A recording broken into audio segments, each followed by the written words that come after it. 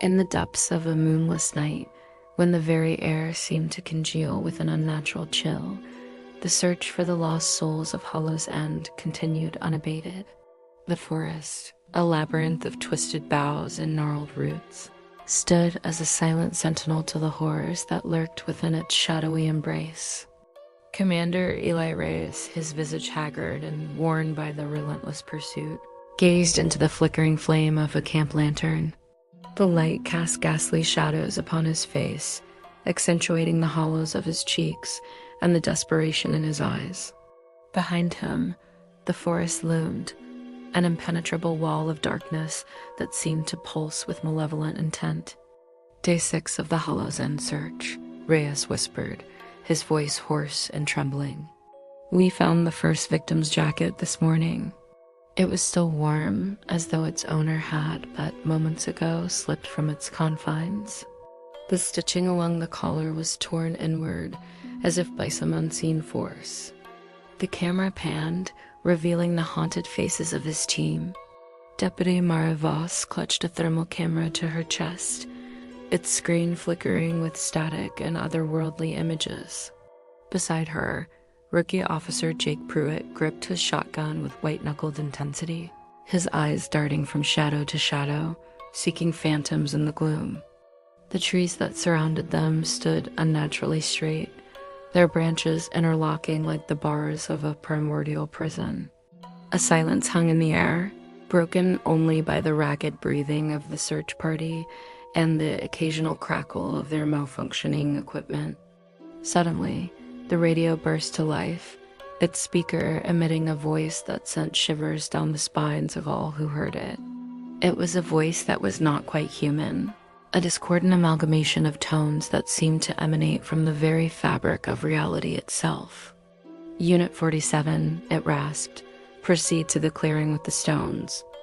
Voss's breath caught in her throat, her lips forming the words, "We're Unit 46," without sound.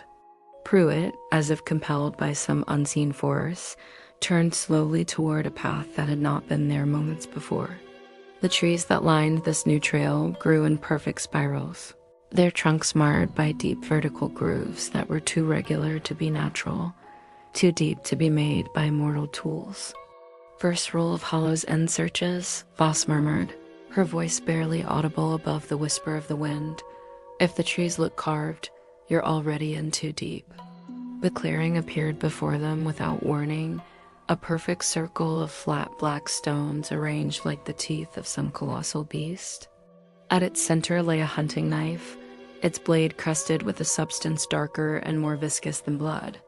The air was thick with a pungent odor that defied description.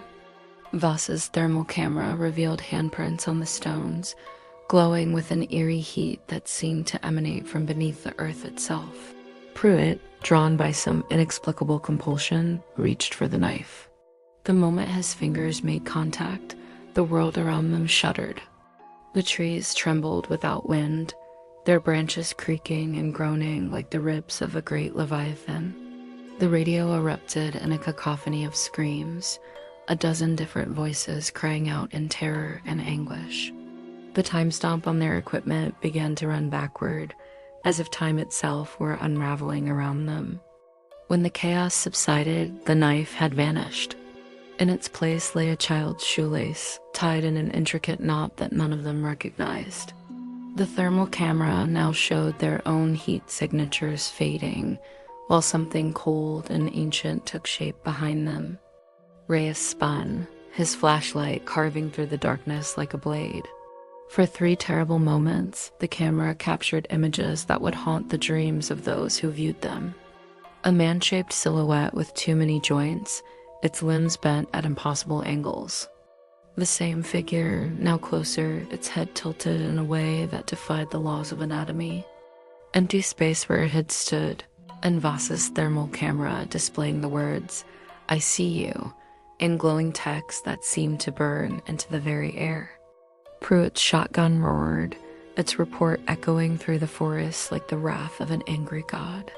The trees bled black sap where the buckshot struck, and from the wounds emerged whispers, not from the wood, but from the holes themselves. The radio, now completely dead, began to play a lullaby from its silent speakers, a melody that spoke of ancient horrors and forgotten nightmares. They ran, their feet pounding against the earth in a desperate bid for survival. The path behind them had vanished, swallowed by the hungry darkness of the forest. Ray's flashlight revealed symbols carved into every tree they passed, not recent markings, but old wounds that were healing, the bark growing over them like scar tissue. The thermal camera showed their body temperatures dropping rapidly, as if the very warmth of their souls was being leached away by the forest. Pruitt's lips had turned a sickly blue, though he claimed not to feel the cold that was slowly consuming him. Then, from ahead, came a voice. It was familiar, human, and filled with desperate hope. "Help us, oh God, please." It was the missing hikers, standing in a shaft of moonlight that seemed to defy the oppressive darkness of the forest. They waved frantically, their faces etched with relief at the sight of their would-be rescuers. Reyes started toward them, his heart pounding with a mixture of hope and trepidation. But Voss grabbed his arm, her eyes wide with terror. Her thermal camera showed the figures had no heat signature at all. They were empty, hungry voids in the shape of men. The figures ceased their frantic waving, their heads tilting in perfect unison. The one in front opened its mouth, and from its gaping maw poured forth the lullaby that had haunted their radio. Chaos erupted. The camera fell to the ground, capturing fragmented images of the horror that unfolded. Pruitt firing into the dark until his shotgun clicked empty, each muzzle flash illuminating twisted shapes that defied description. Voss being dragged into the treetops by something with too many hands, her screams fading into the canopy above. Rey's flashlight illuminating a nearby tree, where his own face stared back from the bark, mouth open in a silent scream of eternal agony. The final transmission was nothing more than the sound of labored breathing, growing weaker with each passing moment. Then a new voice whispered, so close it seemed to emanate from within the listener's own mind. "We'll use your skin better." 1 month later, a fresh team of search and rescue officers prepared to enter Hollow's End.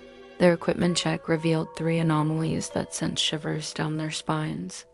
All their radios were already tuned to a dead channel, emitting nothing but the soft hiss of static. Their maps showed new trails that had not existed during the previous season, winding paths that seemed to lead deeper into the heart of the forest. The rookie found a familiar shoelace in his pocket, tied in that same strange knot that had been discovered in the clearing of stones. As they entered the tree line, the camera lingered on their shadows, which seemed to move with a life of their own. One shadow turned its head toward the lens, a grotesque smile spreading across its featureless face. The forest of Hollow's End stood silent, waiting to embrace its new victims with open arms. The search for the lost would continue, but in this place where reality bent and sanity frayed, who could say what might be found? For in the depths of these woods, where the trees whispered ancient secrets and the very earth hungered for human flesh, the line between searcher and searched, between rescuer and victim, blurred into meaninglessness. And so, dear reader, let this tale serve as a warning to those who would venture into the dark places of the world. For in Hollow's End, and in forests like it that dot the forgotten corners of our world, there are horrors beyond imagining. Horrors that wait, patient and eternal, for those foolish enough to seek them out. Remember the rules, heed the warnings, and pray that you never find yourself lost in the woods where the trees have eyes and the shadows have teeth.